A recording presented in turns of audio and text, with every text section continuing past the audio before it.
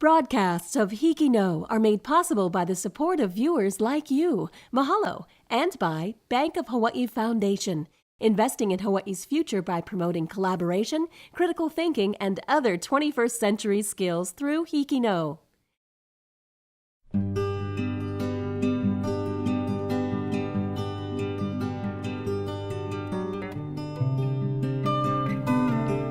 Aloha and welcome to our third of four special HIKI NŌ episodes with a focus on compassion. I'm Crystal Cebedo, a former HIKI NŌ student and 2016 Lahainaluna High School graduate. Hawaii is a melting pot of cultures, ethnicities, and traditions. For some of us, being part of a melting pot reassures us of who we are, but for others, it can be left in question. When we look through the past HIKI NŌ episodes, compassion towards one's identity seemed to be a common concern among HIKI NŌ students. Whether it be identity in terms of culture, gender, body image, ethnicity, or appearance, HIKI NŌ students exemplify acceptance and compassion through their storytelling. For the next half hour, we will explore some of the different ways individuals identify themselves or struggle with their identity in this episode of HIKI NŌ Focus on Compassion, Self-Identity. For our first story, we'll take a look at how one teenager became the mother figure that she lacked in her childhood and the plan she's cooked up for her future. From Kauai High School, here is Kelsey Nats. Prove that being a 16-year-old girl doesn't mean a life of nail polish and hair products. Move faster. Run. Kelsey Nats enjoys paddling, basketball, mentoring at the Boys and Girls Club, and the occasional reinforcement of her brother's abs. Boys and Girls Club is my family because besides my family, this family, they're there for me. She's nice and she takes care of us. And she's related to me. Staff member Grace Peralta has seen her mentoring at the club for years. She just likes being that mother figure. I guess it's probably because she doesn't have that, so she wants to be that for other people. My mom passed away when I was 7, so I live with my dad, my stepmom, and my grandma. My dad would always tell me, oh, she went up to heaven. She's with the angels. But my mom, there's a different connection between me and my mom and my brothers and my dad. We wake up on Sunday mornings and cook everyone breakfast. Her mother left behind a recipe for success that Kelsey could follow. She inspired me to actually go to culinary school, and I want to open up a restaurant. She likes to cook for everyone. She loves cooking, she loves providing. But food isn't the only thing Kelsey brings to the table. Some of the kids, they call me mom. I don't know why. I guess because I knew them for so long. They call me mom and they treat me like I'm their mom, shoots. I adopted 6 kids in a month of coming to Boys and Girls Club. I think they see me as a role model, which I love. And the feeling is mutual. I love you, Kelsey. For HIKI NŌ, this has been Sydney Brady. One girl is torn between the strict traditions she grew up with and the culture of the island she lives in now. Her next step is determined by her decision to either return home or to remain in Hawaii. From Lahainaluna High School on Maui, we introduce you to Kimberly Yap. Being half-Micronesian and half-Filipino and coming here, living here, it's hard for me. Kimberly Yap is a senior at Lahainaluna High School. At the age of 5, Kim moved with her parents and a few close family members from Kiribati, a small Micronesian island, to Maui. My family moved here looking for a better life, looking for better education for myself. Right now, our island, Kiribati, is sinking from global warming, and there's nothing they can do. There's nothing anybody can do. It's a poor community, you know? It hasn't evolved yet into what this world has come to. Me and my family are deciding whether I should go back to my island after graduation or save the money for college. We're just kind of in a stump right now because we don't know what we're gonna do. My family's trying to teach me one culture, and then I'm living in another culture, so what culture do I live in, you know?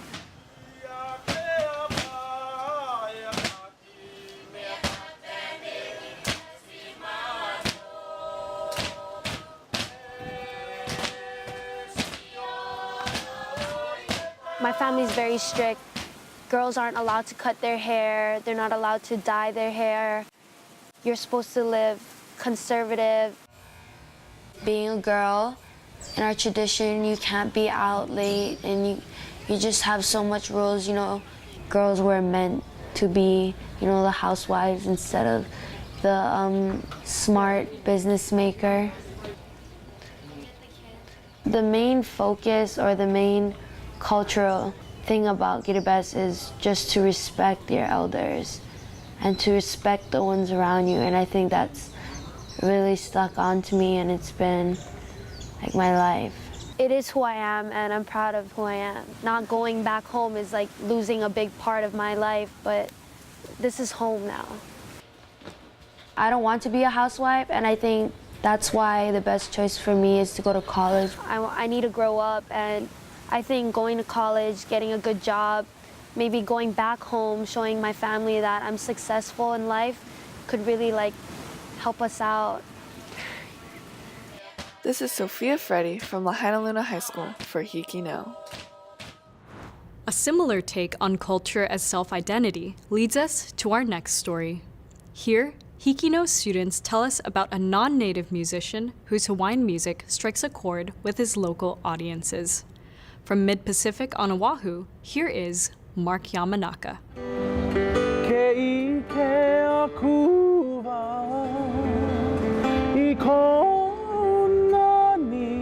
Mark Yamanaka has won 8 Nahoku Hano Hano Awards, including Male Vocalist of the Year and Album of the Year for both his CDs, Leipua Kenny Kenny in 2011 and Le Maili in 2014. Both of his CDs reached the top 10 on Billboard's World Album Charts. Hokus are great, and I'm going to speak for myself because there are so many people out there that really live by trying to win a hoku. Because, you know, it is the highest honor of musicianship here in the islands. I've never strived for that, you know. When I release CDs or make music, I want to make music for the audience, for myself, for my kids, for my family, so that it'll live forever.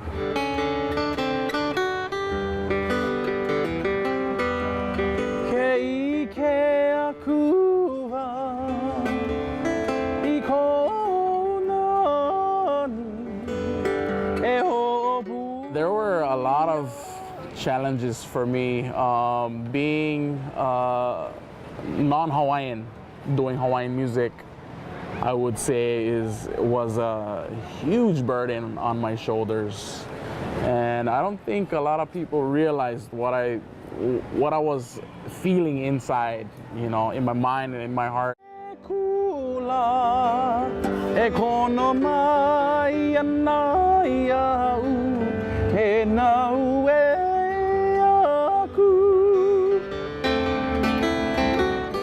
My next challenge from those thoughts were to learn Hawaiian music to the best of my ability and gain respect from all these people that I've admired who had performed Hawaiian music. And I think that was my primary goal as a musician growing up.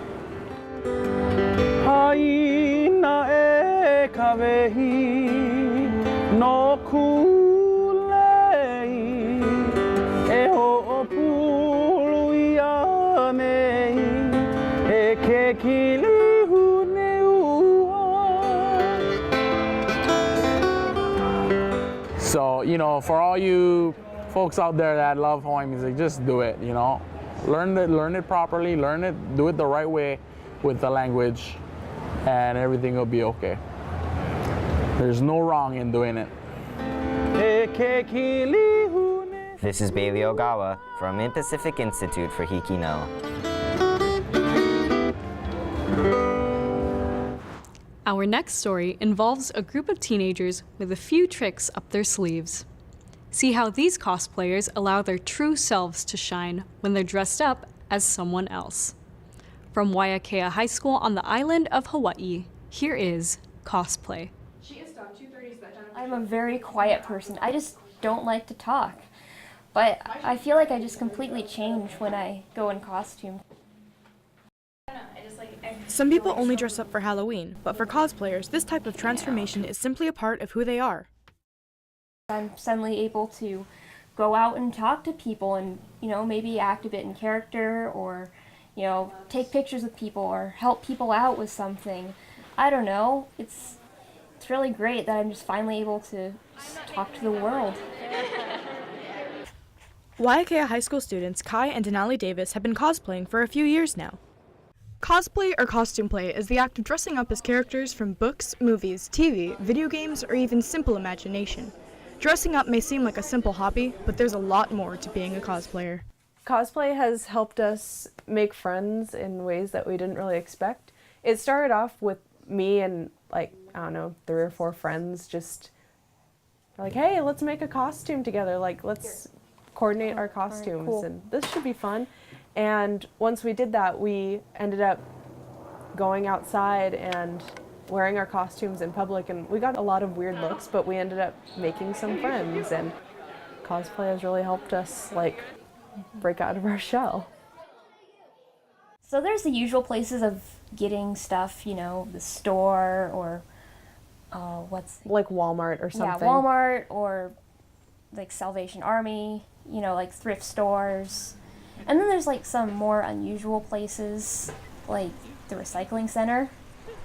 I've used caulk and I've used an old hiking backpack and totally cut that up just to hold a pair of wings. Yeah, I've used some weird stuff like half a pound of feathers. Aside from one annual convention, there aren't many opportunities to cosplay on the Big Island, but Kai and Denali are hoping to change that. Anyone can cosplay. It's not bound by gender or sexual orientation or, your size. You could be 12 feet tall or, 7,000 pounds. They encourage more people to embrace their inner superhero, one costume at a time. This is Puina Levi from Waiakea High School for HIKI NŌ. The way we view ourselves greatly affects our self-esteem. When we perceive ourselves negatively, we might see flaws that aren't there. The HIKI NŌ students at Maui Waina Intermediate School on the island of Maui take a personal approach to an ever-increasing issue: body image. Casey Arase is an 11-year-old at Maui Waina Intermediate School. From the outside, she seems to have a perfect life. Summarizing that paragraph, it says that Casey is an extremely hard worker, puts in a lot of time, as I understand it, both in the classroom and on the field.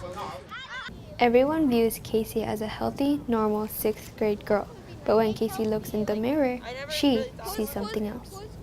Well, I remember when I was little, I used to always love Disney princesses and how they used to be so skinny. So when I found out when I was old enough to look in the mirror and see I'm not like them, it made me realize that I think I'm fat. Basically, girls who think they're fat when they're not is based around their body image. And typically that means that they have a poor body image. And our body image is how we perceive our bodies. It's something that's psychological. It's not necessarily based on facts. Well, I know I should be thinking that a beautiful girl is nice, sweet, kind, but my image of a beautiful girl is skinny, pretty, small. And that girl is just not me. Even with her busy life and many accomplishments, Casey is still hindered by her self-image. Well, I'm not as confident. It makes me feel more shy or bashful because, I'm scared of what people might think about me. Because of how female beauty is depicted in advertising and the media, many girls find it difficult to reconcile what they think they should be with who they are. We're seeing images of women that have this unachievable body. 5'11" and 117 pounds, whereas the average woman is about 5'4" and 140 pounds. And only about 1% of the female population is even capable of achieving a model type figure. So we're trying to achieve something that's totally impossible. Faced with the problem of achieving the impossible, how should we respond? I honestly don't know. I try to like every day figure that out, but I just can't. There's a lot of really good websites out there with a lot of really good information and, you know, chat rooms and stuff like that. And if you do feel like yours is a more serious problem, you know, definitely do go seek help from the grade level counselor or talk to your parents about it and seek counseling outside of school. Today, Casey may not know how to solve the problem, but hopefully in the future, she will be part of the solution. This is Gail Tolentino from Maui Waina Intermediate School, reporting for HIKI NŌ. In this story, we'll look through the lens of a photographer whose goals stem from a compassion for others and a need to address issues some people deal with every day. From Iolani School on Oahu, let's take a look through Rachel's camera. To most people, the snap of a camera is just the sound of a picture being taken. But for Iolani Senior Rachel Heller, it's the sound of art. A lot of my work has to do with defying traditional gender roles and gender identities. I identify as feminist, so in the future I hope to use my photography and my art to help fight for women's rights and combat traditional gender roles. Rachel is dedicated to her art and will do almost anything to take the perfect picture, even hiking into the forest and covering her subjects with Vaseline to get a particular effect. But eventually I'd use it as a way to create different realities and sort of shape my own identity. But I'm very thankful to have people who are willing to cooperate with me so I can achieve my vision. Through her photography and Empower Club that she helped start on campus, Rachel is working towards equal rights for women and helping girls understand that you don't have to look a certain way to be considered beautiful. We want to make sure girls are comfortable in their own skin and they understand that they don't have to conform to these stereotypes that are put out there by the media and even by their own peers. A lot of the art that I create comes from a very personal place, and I did a series on anxiety and depression in black and white film last year, and through that kind of imagery, I hope that people who are facing the same sort of emotional trauma can relate and find some sort of solace. After I go to art school, I would love to shoot conceptual fashion photography because there's a lot out there that you can do with fashion, and to be able to collaborate with different creative minds would be amazing. And I want to be able to share my own personal vision through galleries and just put myself out there. Hopefully I'll be able to translate a lot of my work into political activism as I get older. Rachel will attend Parsons, the new school for design in New York. Though she plans for a career in conceptual fashion photography, Rachel hopes that her work will have a powerful social message. This is Riley Sakamoto from Iolani School, reporting for HIKI NŌ. A supportive community shows its true colors at an event that celebrates the diverse identities of people in Hawaii. From Lahainaluna High School on the island of Oahu, here is Pride and Diversity. We want to inspire, to encourage others to know and to feel comfortable, just to be who they are. That's it. It's okay. On October 22nd, 2016, people walked hand in hand wearing vibrant outfits through the streets of Waikiki to celebrate Hawaii's lesbian, gay, bisexual, transgender, and queer Pride Month. I think that's fantastic, and it's even more special when we have a Pride Day to celebrate it and everybody gets together and just is themselves. About 15,000 people of different races, ages, and sexualities gathered to strengthen and support the rights of the LGBTQ community. Moanaloa High School students and couple, Rebecca Garcia and Danielle Warden, stood proudly among the crowd. It gives us strength because we know that we can always rely on each other. And even though we are all different, that isn't a bad thing. As I went to the parade, like, wow, like, I'm like accepted. It just makes me feel happy because like No one looks at me strange. We look for people who've gone through the same experiences, have had the same struggles, have had the same rewards, and it's nice to know that there are other people out there going through the same thing as you. With over 10,000 LGBTQ identified youth in the nation, there are over 400 youth groups that offer support for students like Rebecca and Danielle to help them overcome any struggles of being confident in who they are. Because when you grow up, like all the couples you see are like a man and a woman. So like when you find out you're like gay, you just feel really out of place. My friends do give me strength because there's someone to talk to when you're like at the low. But I think the fact that they're part of the LGBT group as well means that we have similar problems, so that it's like easier to talk to them. I have friends who are pansexual, I have friends who are bisexual, I have friends who are gay, I have friends who are straight. And I think in particular, my friends who are queer as well, we kind of look for, birds of a feather flock together. Even though we're all different, we're still all the same. And we can still confide in each other. Even though they have the strong support of each other, they still have to face the harsh realities of society. We've come so far, but people still want to hate. So I'm hoping that in the future, because we're kind of spreading more information about it and we're being more open with it, that it'll kind of die off.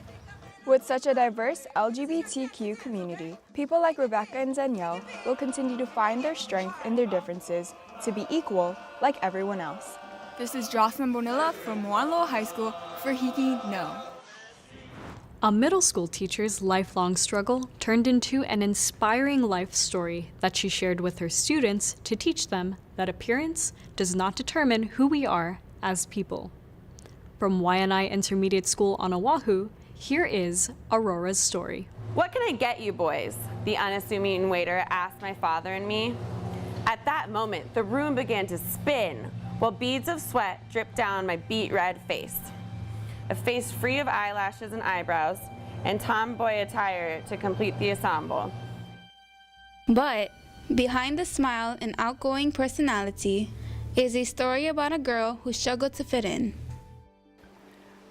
I was about 8 years old and actually started pulling out my eyelashes first because I thought, there's like that legend that if you pull out your eyelash, or if an eyelash falls out, you can make a wish on it. And if you make a wish, hopefully it'll come true. But when eyelashes led to eyebrows, something was clearly wrong. Trichotillomania is an impulse control disorder that causes me to pull out my hair as an adverse reaction to stress. As quickly as her hair, Aurora's self-confidence began to wear out. Even though I had a lot of friends, I was never a girl that any boys liked, which was always hard. They'd always talk to me about my friends, and they never looked at me as a girl that they could actually like. It was because of the way I looked. My youth was filled with petty dramas that occupied my every moment. And on top of the usual teenage drama, I had to cope with this problem. After a trip to Italy, she was left with fond memories and motherly advice that assured her of her well-being. And my Italian mom would say to me all the time, "Non ti preoccupare," which means don't worry in Italian.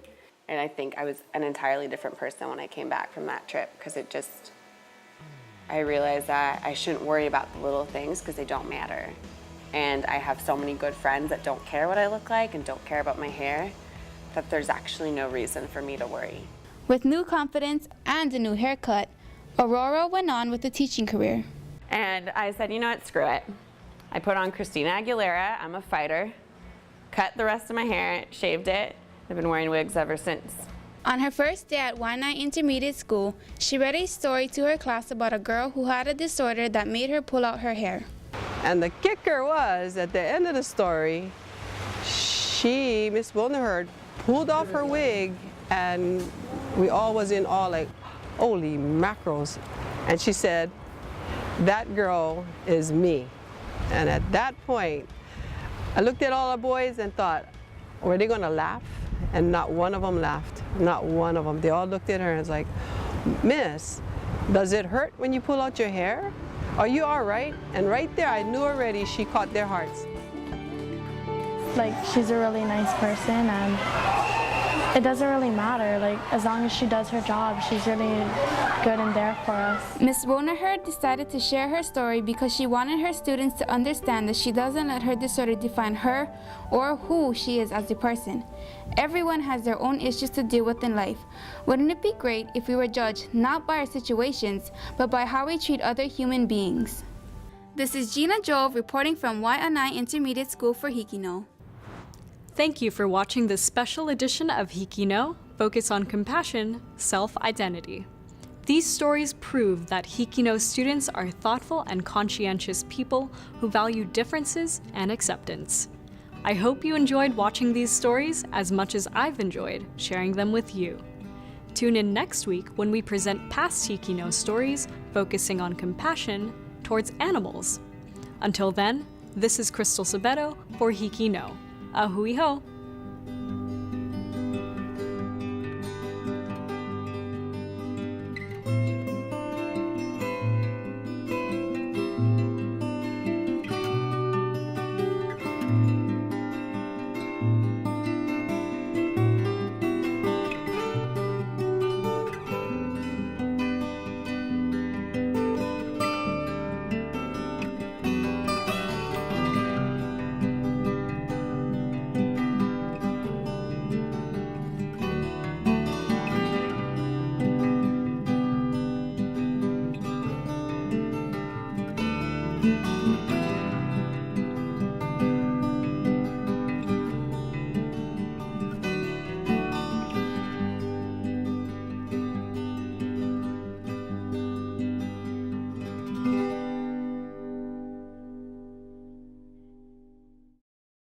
Broadcasts of HIKI NŌ are made possible by the support of viewers like you. Mahalo. And by Bank of Hawaii Foundation, investing in Hawaii's future by promoting collaboration, critical thinking, and other 21st century skills through HIKI NŌ.